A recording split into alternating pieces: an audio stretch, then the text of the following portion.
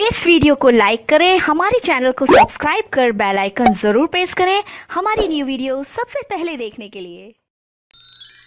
Hello friends, स्वागत है आपका मेरे यूट्यूब चैनल लीगलाइजेशन सर में। फ्रेंड, आज के सेशन में हम बात करने वाले हैं प्रॉपर्टी एक्ट के बारे में, जो संपत्ति अधिनियम 1882 के सेक्शन 53A के बारे में, जो चैप्टर 2 का लास्ट सेक्शन है। इसके पहले के जितने भी सेक्शन हैं सारे सेक्शन कवर कर चुके हैं। यदि आपने नहीं देखे तो मेरे चैनल पर जाके देख सकते हैं। तो आज के सेशन में सेक्शन 53A हम कवर करने वाले हैं, तो बने रहेंगे एंड तक हमारे साथ, जहाँ पर आपके एक एक वर्ड इस सेक्शन के क्लियर हो जाएंगे। ठीक है, तो चलिए स्टार्ट करते हैं आज का सेशन। तो इस सेक्शन की बात करें, सेक्शन 53A की। ठीक है, तो यहाँ पर क्या बताया गया है, भागिक पालन से रिलेटेड यहाँ पे प्रोविजंस किया गया है। ठीक है ना, पार्ट परफॉर्मेंस से रिलेटेड। तो यहाँ पे इसको एक डॉक्ट्राइन के रूप में माना जाता है। कौन सा? डॉक्ट्राइन ऑफ पार्ट परफॉर्मेंस के बारे में। तो अर्थात कि एक पार्ट किसी भी कार्य का कर दिया गया है और दूसरा पार्ट अभी करना बाकी है। ठीक है ना, अर्थात कुछ कोई कार्य है, ठीक है ना, अंतरण से संबंधित कि यहाँ पे कार्य होना है, तो अंतरण से संबंधित कार्य में आधा कार्य तो हो चुका है, बट आधा कार्य करना बाकी है उसको। ये सारी चीज़ें हम एग्जाम्पल के थ्रू समझते हैं, वो आसानी से समझ में आ जाएगा। ठीक है, तो बेरेक में पढ़ने से पहले सबसे पहले एग्जाम्पल देखते हैं कि यहाँ मान लीजिए तीन व्यक्ति हैं। कौन सा? ए, बी और डी। तो ये तीनों व्यक्तियों में से ये एक प्रॉपर्टी है, ठीक है ना, जिसका ऑनर कौन है? ए है। जिसका मालिक कौन है? ए। और यह क्या करता है? एक कॉन्ट्रैक्ट करता है, संविदा करता है, लिखित संविदा। किससे? बी से, कि यह अपनी प्रॉपर्टी किसको ट्रांसफर करने वाला है? बी को। ठीक है ना, बी को अंतरित करेगा, ऐसा एक कॉन्ट्रैक्ट करता है, एक संविदा करता है। तो यहाँ पर बी कंडीशन क्या रखता है कि मान लीजिए जो प्रॉपर्टी थी वो 50 लाख रुपए की थी। ठीक है ना, तो यहाँ पर बी क्या कहता है कि अभी तो मैं 50 लाख नहीं दे सकता, बट यहाँ पे 25 लाख यहाँ पे पे कर दूंगा। ठीक है ना, 25 लाख रुपए यहाँ पे ए को दे दूंगा, और 25 लाख रुपए बाकी जो बचे हैं वो मैं बाद में दे दूंगा। तो यहाँ पर ए क्या कहता है? ठीक है, आप मुझे 25 लाख रुपए दे दीजिए।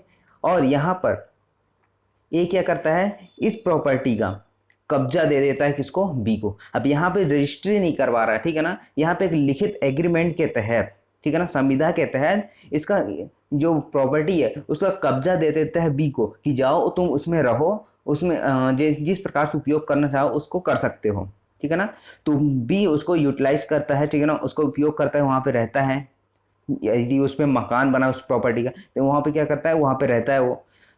बट यहाँ पर क्या होता है, जो ए नाम का व्यक्ति है, ठीक है ना, इन दोनों के बीच जो एग्रीमेंट हुआ है उसके होते हुए भी जो ए नाम का व्यक्ति है वो उस किसी अन्य व्यक्ति को, अर्थात यहाँ पर डी मान लेते हैं, यहाँ पर डी को क्या कर देता है? प्रतिफल के रूप में अंतरित कर देता है, सब प्रतिफल। अर्थात कि मान लीजिए ए और बी का कॉन्ट्रैक्ट तो था ही, और यहाँ पे इस कॉन्ट्रैक्ट के होते हुए भी ए ने क्या किया है? इसको ट्रांसफर कर दिया है। ठीक है ना, वो भी प्रतिफल के लिए, निःशुल्क यहाँ पर नहीं किया जा रहा है, यहाँ पे सब प्रतिफल किया जा रहा है। तो ये बताता है आपका सेक्शन 53A। तो इसी से रिलेटेड प्रोविजंस किया गया है। तो यहाँ पर बी को राइट होगा कि इस अंतरण को, अर्थात ए ने जो डी को अंतरित किया है प्रॉपर्टी, उसको रोक सकता है किसके? इस सेक्शन के तहत। तो यही बताया गया आपका इस सेक्शन में। तो डायरेक्ट में देख लेते हैं सेक्शन 53A, भागिक पालन। जहाँ की कोई व्यक्ति किसी स्थावर संपत्ति को प्रतिफलार्थ अंतरित करने के लिए अपने द्वारा या अपनी ओर से हस्ताक्षरित लेखबद्ध ऐसी संविदा करता है। ठीक है ना, तो यहाँ पर कोई व्यक्ति है जो अपनी स्थावर संपत्ति को, ठीक है ना, यहाँ पर संपत्ति कैसे होनी चाहिए? स्थावर, दैट मीन इमूवेबल प्रॉपर्टी होनी चाहिए, वो भी प्रतिफल के लिए अंतरित किया जाना चाहिए। ठीक है ना, तो यहाँ पर अंतरित करने के लिए क्या कर रहा है? अपने द्वारा या फिर अपनी ओर से कोई हस्ताक्षरित संविदा किया जा रहा है, ठीक है ना, उसके द्वारा, जिससे उस अंतरण को गठित करने के लिए आवश्यक निबंधन युक्तियुक्त निश्चय के साथ अभिनिश्चित किए जा सकते हैं। दैट मीन्स यहाँ पे शॉर्ट में बात करें कि कोई व्यक्ति है अपनी प्रॉपर्टी सेल करने के लिए, अंतरित करने के लिए क्या कर रहा है? दूसरे व्यक्ति से संविदा कर रहा है कि प्रतिफलार्थ अंतरित करने के लिए। उसके बाद, और अंतरिती ने संविदा के भागिक पालन में, अंतरिती कौन होगा? जो प्रॉपर्टी प्राप्त करने वाला है, ठीक है ना, दूसरी पार्टी, जैसे वहाँ पे बी था, ठीक है ना, अपने एग्जाम्पल में। तो अंतरिती ने संविदा के भागिक पालन में उस संपत्ति या उसके किसी भाग का कब्जा ले लिया है। अब जैसा कि मैंने बताया था कि ए ने उस पर कब्जा दे दिया, ठीक है ना, जो भी प्रॉपर्टी थी अंतरित करने वाला था, संविदा किया हुआ था, उसका कब्जा दे देता है, पर वहाँ पर रजिस्ट्री नहीं करवाता है।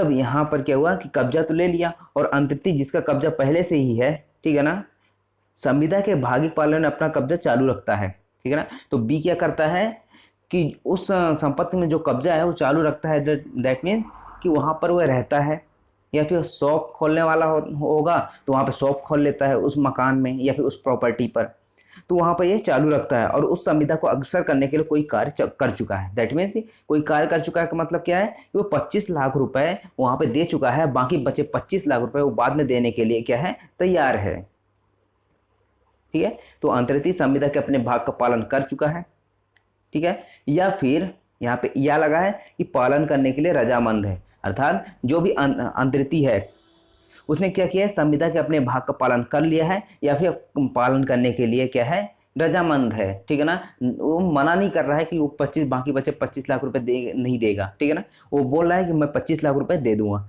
ठीक है। तो यहाँ पर क्या हुआ, इस बात के होते हुए भी कि जहाँ की अंतरण की कोई लिखत है, ठीक है ना। अब यहाँ पे क्या है, जो अंतरित किया गया है संपत्ति, ठीक है ना, कब्जा दिया गया है, वो एक लिखित रूप में किया गया है, ठीक है ना, एक डॉक्यूमेंट बना दिया गया, दस्तावेज बना दिया गया, संविदा की गई और जहाँ पे हस्ताक्षर किए गए, वहाँ पर अंतरण किसी तत्सम प्रवृत्ति विधि द्वारा उसके लिए विहित रीति से पूरा नहीं किया गया है, ठीक है ना। अब अर्थात जो ट्रांसफर तो किया गया था प्रॉपर्टी, बट पूरी तरह से नहीं किया गया था, जो उस टाइम पे जो विधि थी उसके द्वारा विहित रीत से पूरा नहीं किया गया था। कैसे, क्योंकि उस पर सिर्फ कब्जा दिया गया था, रजिस्ट्री उसकी नहीं कराई गई थी। अभी भी प्रॉपर्टी किसके नाम पे है, अभी प्रॉपर्टी उस अंतरक के नाम पे है, अर्थात ए के नाम पर है। तब यहाँ पर अंतरक या उससे व्युत्पन्न अधिकार का दावा करने वाला कोई व्यक्ति, ठीक है ना, कोई जो अंतरक है अर्थात ए है या फिर उसका कोई भाई है या फिर उसका बेटा है जिसका उस प्रॉपर्टी पर हक है, ठीक है। तो व्यक्तियों के विरुद्ध संपत्ति के विषय में जिस पर अंतरित ने कब्जा लिया है, चालू रखा है, कोई ऐसा अधिकार जो संविदा के निबंधनों द्वारा अव्यक्त रूप से उबंधित है, अधिकार से भिन्न प्रवर्तित करा सकेगा, ठीक है ना। तो यहाँ पे यदि ए ने क्या किया है, डी को अपनी प्रॉपर्टी ट्रांसफर कर दी है, जैसा हमने एग्जाम्पल पढ़ा कि ए ने क्या कर देता है कि जो संविदा हुई थी उस संविदा के रहते हुए भी वो डी को अपनी प्रॉपर्टी ट्रांसफर कर देता है, तो वहाँ पर बी को क्या राइट होगा कि वो जो अंतरण किया गया है, संपत्ति अंतरित की गई है डी को, तो उसको रुकवा सकता है, ठीक है ना, कोर्ट से। कैसे, सेक्शन 53A के सहारे से, ठीक है ना। यहाँ पर उसको प्रवर्तित करा सकता है अपने अधिकार को। परंतु अब यहाँ पर एक प्रोवाइजो दिया गया है कि इस धारा की कोई भी बात सप्रतिफल अंतरित के अधिकारों को प्रभाव नहीं डालेगी जिसे उस संविदा या उसके भागिक पालन की कोई सूचना ना हो, ठीक है ना। अब मान लीजिए जैसे हमारा एग्जाम्पल था कि ए ने क्या किया था, बी से संविदा किया हुआ था, ठीक है ना। तो ए ने क्या किया, बी से संविदा कर लिया था कि हाँ मैं इस संपत्ति को बी को अंतरित करूंगा, और बी ने 25 लाख रुपए इसको दे दिए और बाकी बचे 25 लाख बाद में देने के लिए बोला।